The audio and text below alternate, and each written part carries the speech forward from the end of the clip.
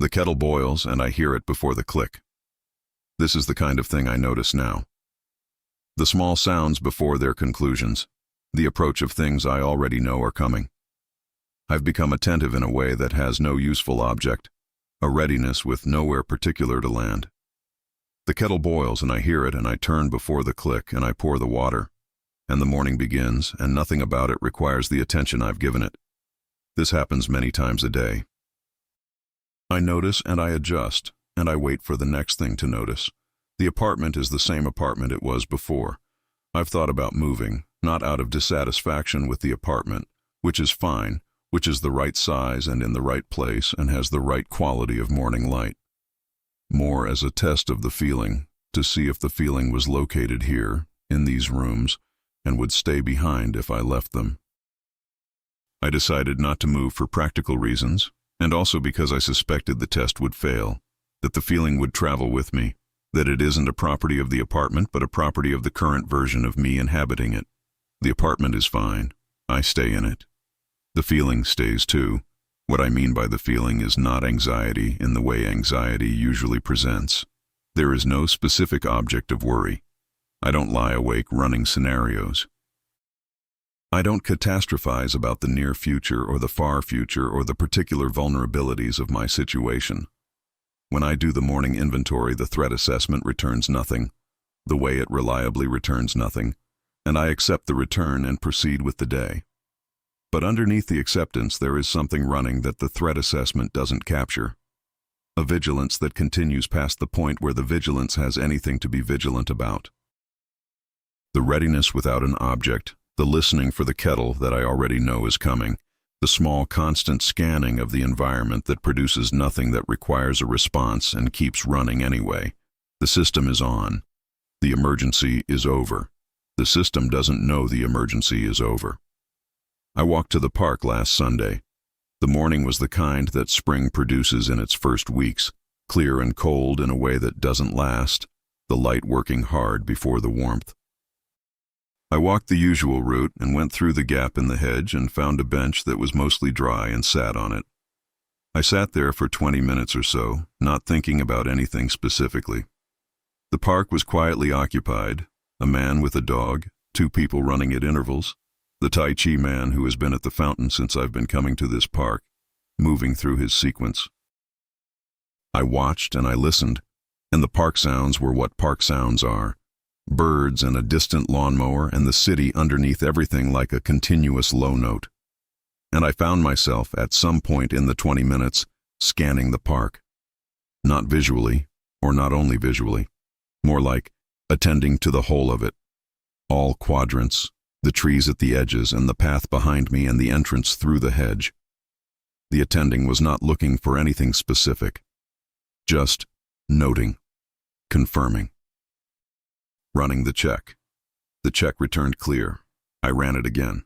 At work, Priya asked if everything was all right. I said, yes. Why? She said, you keep looking up. I thought about this. I said, habit maybe. She said, you look up from the screen and then look at the door and then look back. I hadn't known I was doing this. I said, I'll try not to. She said it wasn't a problem. She was just checking in. She went back to her work and I looked at my screen and I became aware of the impulse, which was there, the pull toward the door, the brief attention to the room's periphery. I hadn't been doing it consciously. It was running below the level of intention, the way the inventory runs in the morning, automatic, a background process. I let it run. I redirected it when I could. It came back. In the evenings the apartment is quiet, and the quietness is fine, and also slightly loaded in a way I can't fully account for. I've described the quietness before, in earlier months, as restful in a particular way, the retreat of the day's requirements. The evening quiet is the place where the system could approach something like rest. That's still partially true. The evenings are less demanding than the days. The couch receives me.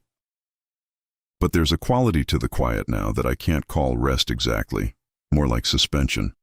The feeling of a pause that is waiting to end, a silence that isn't empty but charged, in the way that weather has a charge before something, a pressure that registers without being identifiable yet as anything particular. I sit in it. I read or I watch something or I make the simple dinner and eat it at the table. The evening passes. Nothing in the charge resolves. I go to bed and the charge is there and I sleep and wake and it's there and the day begins with it. I've mentioned this to Dr. Okafor. In the vocabulary I have for it, which is imprecise and tends toward the physical, a tension that doesn't discharge, a readiness that doesn't get to be readiness for anything, a sense, not logical, not supported by any evidence I can point to, that something is still pending. She asked, pending in what way? I said, like the event isn't fully over. Not that something else is going to happen, more like there's a final frame missing. Something that was supposed to arrive after the event and hasn't yet. She said, what would the final frame contain? I sat with that for a long time. I said, I don't know. That's the problem. I don't know what I'm waiting for. I just have the sensation of waiting. She made a note. We talked about the nervous system's tendency to remain in alert states past the necessity for alertness, the way the body learns vigilance and continues the learning past the point where the curriculum requires it. This was useful information. It helped explain the mechanism. It didn't change the sensation. My sister noticed something last time I was at her house. We were in the kitchen, she was cooking, her kids were somewhere being loud in the adjacent room, the ordinary warm noise of their household. I was standing at the counter with a glass of water and she looked at me and said, "You're somewhere else." I said, "I'm here." She said, "You're here, but you're also listening." I asked, "To what?" She said, "That's what I'm asking." I looked at the water in my glass. I said, "I don't know. I think I'm always listening lately." She turned back to the stove. After a moment she said, "For what?" I said, "I don't know that either." She said, "Is it scary?" I thought about whether scary was the right word. Not scary in the way that implies threat, in the way that pairs with a specific fear. More like unresolved, incomplete. The way a song stopped before the final chord feels, not frightening, just unfinished. The ear waiting for the resolution that doesn't come. I said, "Not scary, just there." She nodded. She has the skill of sitting with incomplete answers without requiring them to become complete. I've always been grateful for this skill and was particularly grateful in the kitchen that evening, in the warm noise of her house. I know the event is over. I have the facts. It happened. It concluded. I came out of it. I returned to the life. The discharge papers confirmed one kind of ending. The forms and the interviews confirmed the administrative kind. The weeks and months that followed confirmed the temporal kind. I know it's over. And yet the system behaves as though it's waiting for the other shoe. Not because the other shoe is coming. The evidence doesn't support the other shoe. The threat assessment returns nothing. The apartment is the apartment. The park is the park. The office is the office. But the sensation doesn't traffic in evidence. It runs on something else, some older mechanism.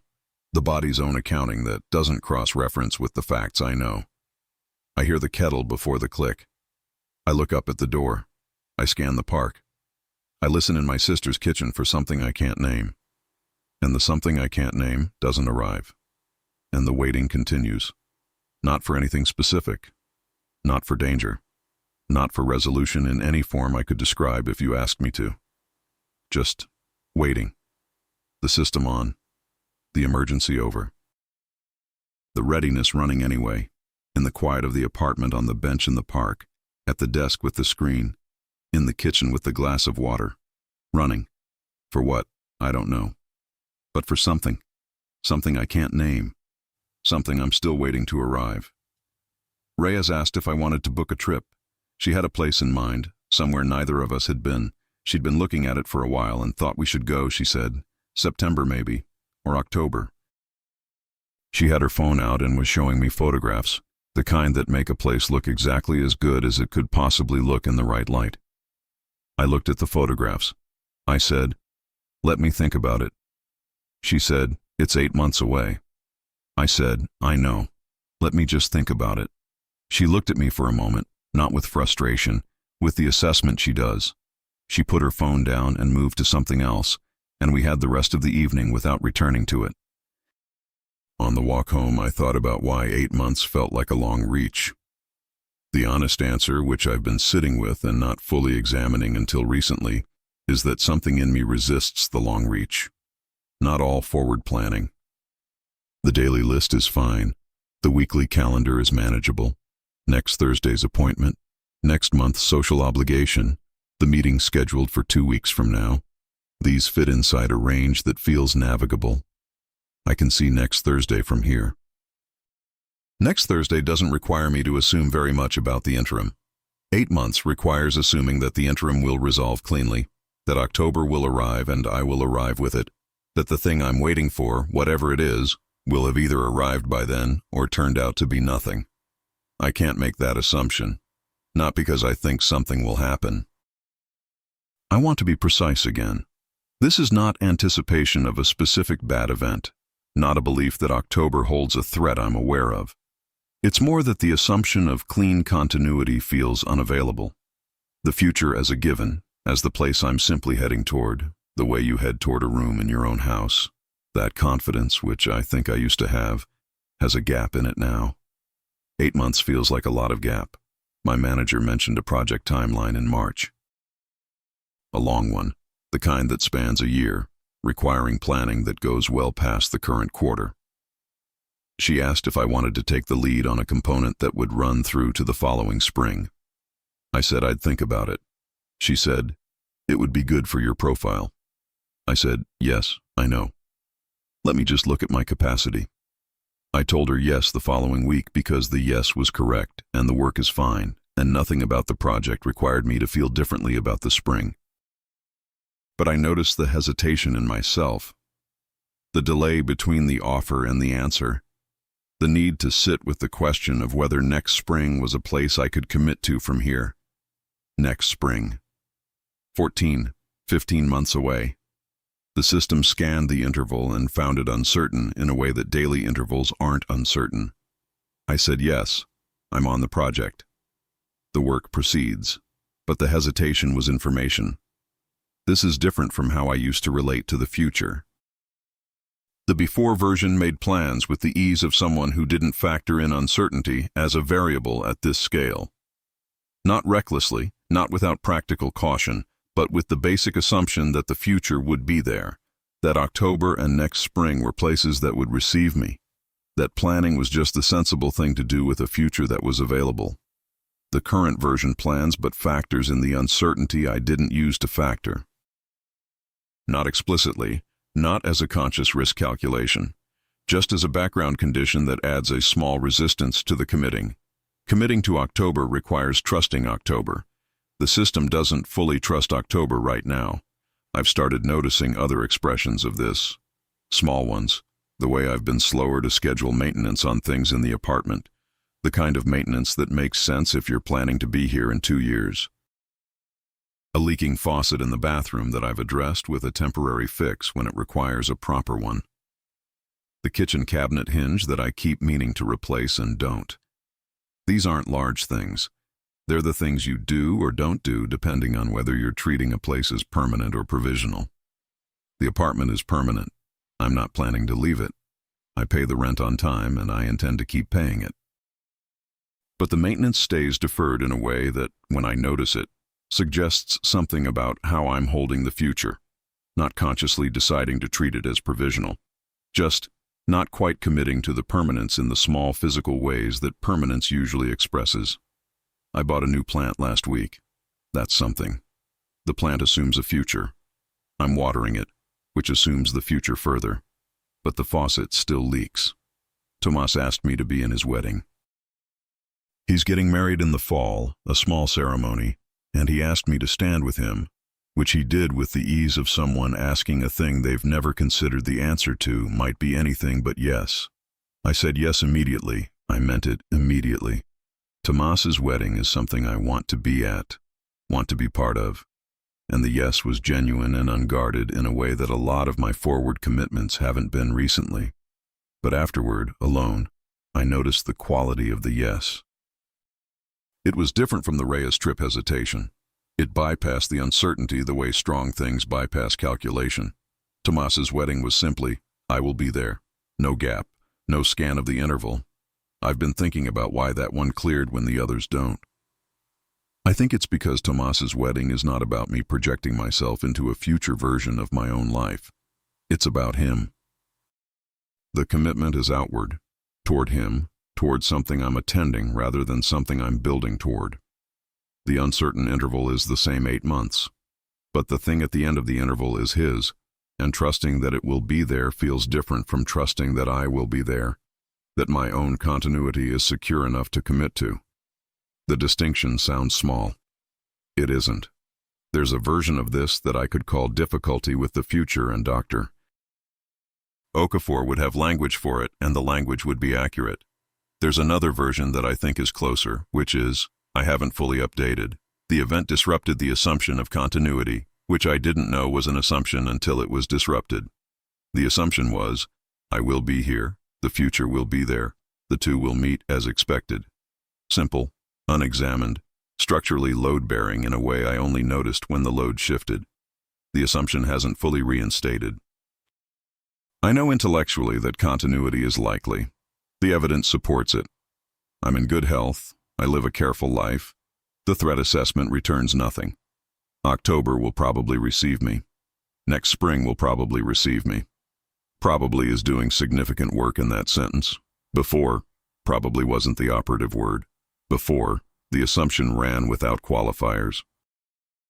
Now the qualifier is always there, small but present, in the background of any plan that extends far enough that I can't quite see the end of it from here. I told Dr. Okafor about the trip, the hesitation. She said, "What would happen if you booked it?" I said, "Nothing would happen. I'd probably go and it would be fine." She said, "Probably." I said, "Yes." She said, "Do you hear that word when you use it?" I said, "I do now." She asked what it would take for the qualifier to come down. What would need to be different in the system's understanding of the future? I said I didn't know. I said the qualifier felt like a function of the waiting, the sense that something unfinished was still pending. While the pending thing was there, probably was the honest word.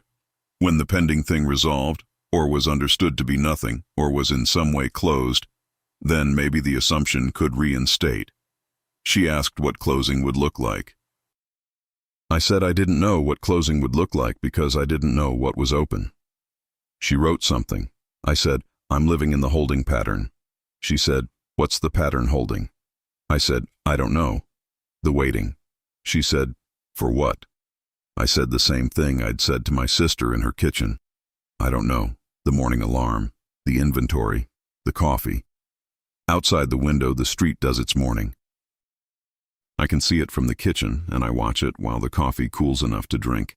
The people moving through it toward wherever they're going, forward-facing. The direction they're heading, simply the direction they're heading without the question of whether that direction is trustworthy. I watch them, and I drink my coffee, and I think about October, which Reyes wants me to commit to, and about next spring, which the project requires, and about Tomas's fall wedding, which I said yes to without hesitation. I think about the faucet. I think about the plant, which is doing well, which I water on schedule, which is a small act of forward commitment that the system offers without resistance. I go to work. I come home. I eat the dinner and wash the bowl and sit on the couch, and the evening has its quality of suspension, the charged quietness. And I understand, sitting in it, that I am not living as though the future is something I'm moving toward. I'm living as though I'm parked just before it, waiting for clearance, waiting for something I can't define, waiting without knowing what the waiting is for or when it will end or what ending it would even look like. Just waiting, still waiting. As if something is still about to happen, as if the event hasn't fully finished, as if the final frame is still on its way. There was a point in the event when I understood what was happening, not the facts of it. I'd understood the facts before that. I mean the larger understanding, the one below facts, the one the body arrives at before the mind catches up. The understanding that said, this is serious in the specific way that means it could end here. That this was one of those situations, Not the kind you read about abstractly, but the kind you were now inside, where the outcome was genuinely uncertain, and one of the possible outcomes was the one that didn't involve getting out. I understood this, and something in me, in response to the understanding, began a process. I don't have precise language for the process. It was below language. But it was something like a settling, not giving up, not resignation in the active sense. More like the system running the probabilities and arriving at a place where a particular outcome became included in the available outcomes, where the possibility of ending became something the system held alongside everything else it was holding. The ending was on the table. The system knew it. The system included it. And then the event ended differently, not dramatically. Not in any way that felt like rescue in the cinematic sense, the clear moment of relief, the transition from danger to safety announced by some external signal. It ended in the way events end, gradually, by degree, the acute portion resolving into something less acute, and then into something manageable, and then into the after, the discharge papers, the brother in the lobby, the apartment the way I left it. I got out. And the process the system had started, the settling, the including of the particular outcome, that process didn't finish, because the outcome it was preparing for didn't arrive. The system started a process based on a probability assessment. The probability didn't resolve in the direction the process was preparing for, and the process, mid-preparation, got interrupted. I think this is what I've been calling the waiting. Not the waiting for something else to happen. Not the waiting for another event, but the waiting that is the unfinished process, the preparation that never completed because what it was preparing for didn't come. The system built toward something. The something didn't arrive. The building is still there, mid-structure, waiting for a conclusion that never came to dissolve it. Dr. Okafor asked, in the session where I came closest to articulating this, what does the body think was supposed to happen? I said, I think the body thought it was supposed to end. She said, in the event. I said, yes. I think there was a point where the body understood ending as the likely outcome and made some kind of adjustment toward it. And then the outcome didn't happen and the adjustment is still running. She said, the adjustment toward ending. I said, not toward dying, not deliberately, more like receiving. The possibility became something the system was receiving, processing, making room for. And then it wasn't needed, and the room is still made. She wrote something. Then she said, that's a very precise description of something that's usually described in vague terms. I said, I've had time to look at it. She said, what does the room feel like? I said, like something should be in it, not something bad, not a threat, just something, the thing that was going to arrive. And it didn't, and the room is empty, and I keep going back to the room and checking whether the thing has arrived yet, and it hasn't. I've thought about the word closure. It's used so often that it's lost some of its precision. People use it for grief, for finished relationships, for unresolved situations of various kinds. The sense of it is always the thing completing, the open thing closing, the resolution that allows the system to update and proceed. What I had in the event was the beginning of a closure. The system began closing around a particular outcome, and then the outcome changed, and the closure that had started had no corresponding event to close around.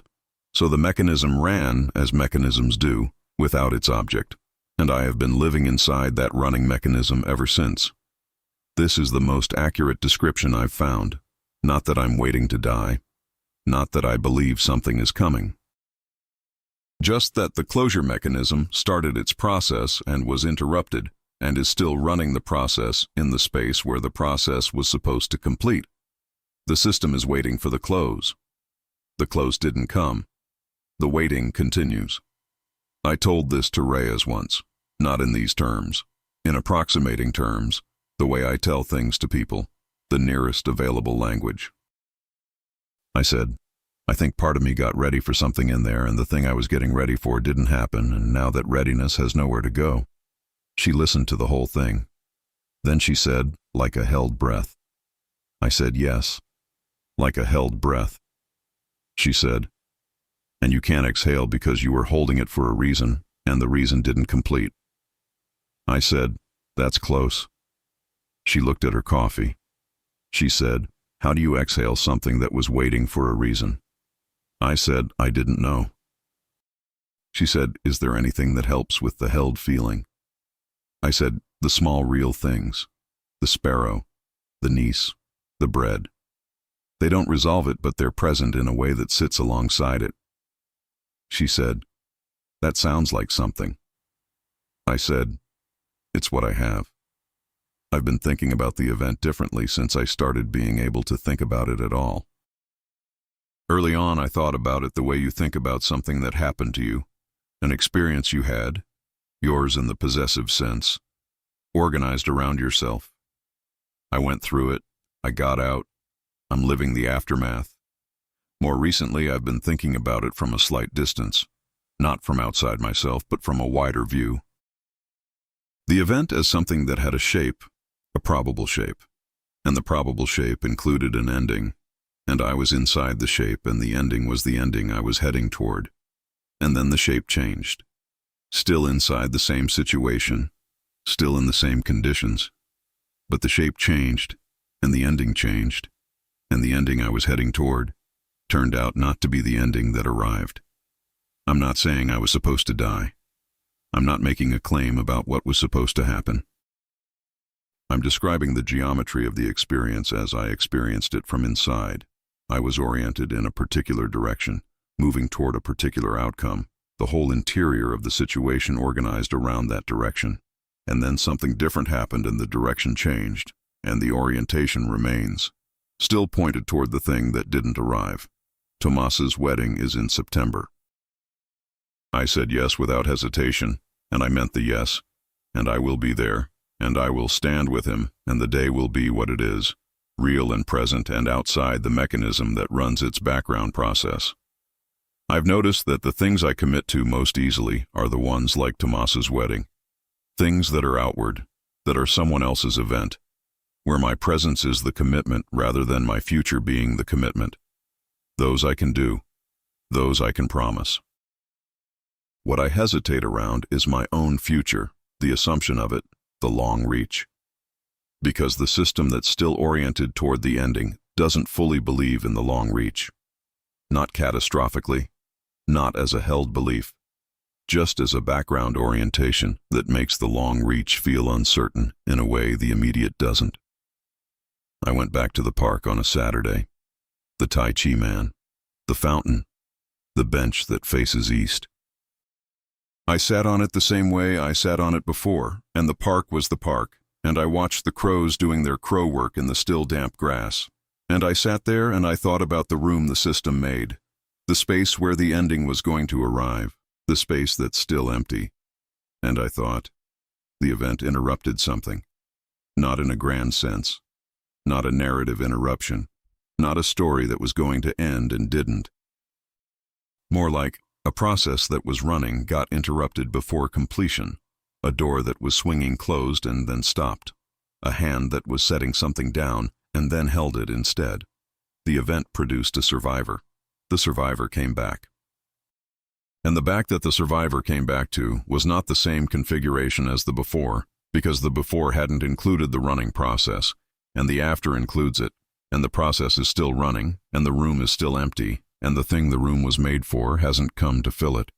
And the not coming has been the shape of the time since, not the waiting for something else to happen, not a threat still pending, just the unfinished closure, the interrupted ending, the held breath. Still held, still waiting, for the exhale that would tell the system, that's done now. You don't need to hold it anymore, which hasn't come, which the system hasn't been told, which is what I mean when I say I came back, but I'm still waiting for the end. Not another end, the one that was already starting. I booked the trip, September, the place Reyes wanted, the photographs with the good light. I booked it on a Tuesday morning between the first and second cup of coffee, not because the hesitation had resolved, but because the hesitation had been running long enough that I decided to act across it, rather than wait for it to clear. The booking required a credit card number and a date and a confirmation button, and I provided all three, and the confirmation email arrived, and I closed the laptop. September is 5 months away. The system noted the booking and continued running its background process. I've been thinking about the word investment. The financial sense of it. You put something in, you expect a return. The expectation of the return is what motivates the putting in. The emotional sense follows the same logic. You invest in a relationship, a place, a project, a future version of yourself, and the investment is motivated by the expectation that the future will be there to receive it, that the return will come. My investment rate has been low since the event, not zero. I've been careful to keep it from zero, which would be a different problem, a colder kind, but low. The relationship maintenance running at adequate rather than generous. The apartment treated as provisional in the small ways I've described. The faucet, the cabinet hinge, the deferred repairs of a person who isn't sure they're staying. I replaced the faucet last month, not as a breakthrough, not as a decision to invest more fully. Just as the faucet had been leaking for long enough, and I replaced it and now it doesn't leak. The cabinet hinge is still broken. Reyes noticed the trip booking when I mentioned it. She said, "I'm glad. I was going to stop asking." I said, "Don't stop asking." She said, "I wasn't sure. You always say you'll think about it, and then you don't." I said, "I think about it. The thinking just takes longer than it used to." She looked at me in the way she looks at things she's decided to accept rather than press. She said, "As long as you're actually going." I said, "I'm actually going." She seemed satisfied. We talked about the logistics, what to bring, whether to rent a car. The conversation was ordinary and forward-facing, and I was in it, genuinely. Underneath it, the process ran. There's a practice I've developed, not a formal practice, not named or structured, just a thing I do. When the waiting becomes too much of the foreground, when the background process comes up closer to the surface than usual, I find a small, real thing and I attend to it. The bread, if it's Tuesday. The sparrow when the season has it. My niece, which requires a drive to my brother's house and isn't always available, but also smaller things available in the moment. The specific weight of the coffee mug, the sound the building makes at 3 in the morning, the settling, the structural adjustments of old materials. The light on the wall at 4 in the afternoon in a specific part of autumn when the angle is right and it comes through the window and hits the white paint and makes it a color it isn't any other time of year. I attend to these. I let them be full.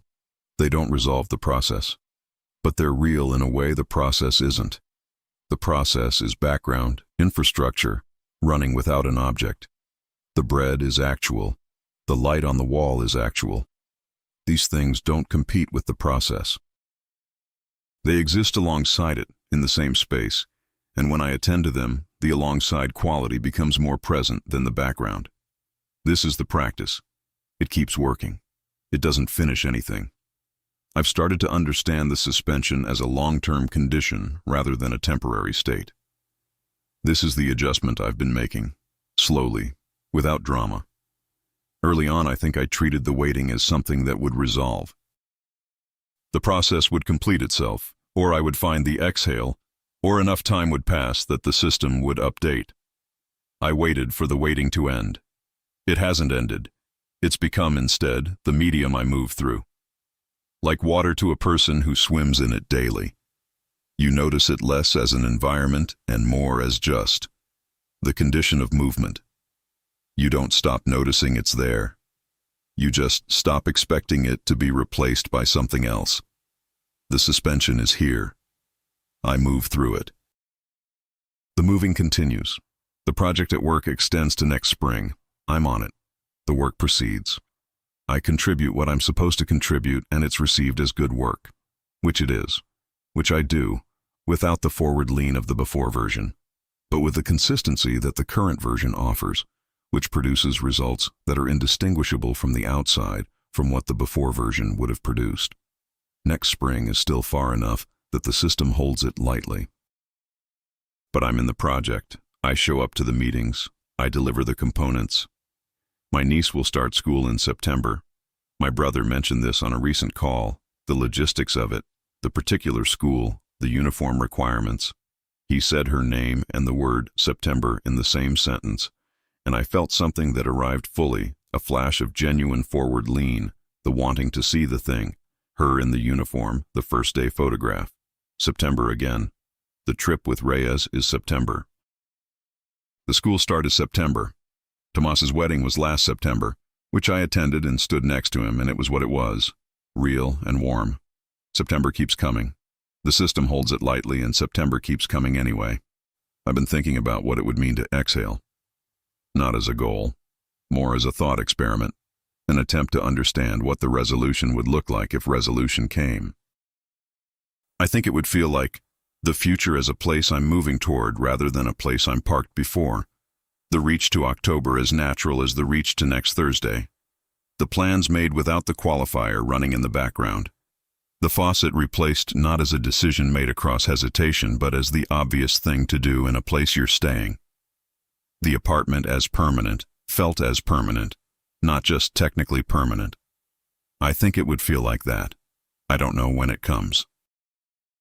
I don't know if it comes. I know the exhale hasn't come yet, and I've stopped scheduling it, stopped expecting to feel it by a particular date, stopped treating its absence as a sign of something wrong rather than a sign of something ongoing. The waiting is quiet. I want to say this clearly because the word waiting can imply restlessness, an act of impatience, the feeling of a person in a room who keeps looking at the door. That's not what this is. The waiting is more like a property of the current configuration. Structural, the way structural tiredness is structural, not interfering with the day's surface, just present, underneath, running. I go to work and the waiting is there. I sit with Reyes and the waiting is there. I water the plant on its schedule and the waiting is there. I eat the bread on Tuesday and the bread arrives fully and the waiting is there. Both things, together. Not resolving into each other, not one canceling the other. Both simply present, in the same place, carried by the same person. September. I'll be there for the trip, the rental car, whatever the place turns out to be in person rather than in the photographs with the good light. I'll be there for my niece's first school day, not in real time but in the photograph my brother will send and the call after. I'll water the plant and replace the cabinet hinge eventually, and write the list and go to work and complete the project and come home. The system will run its background process.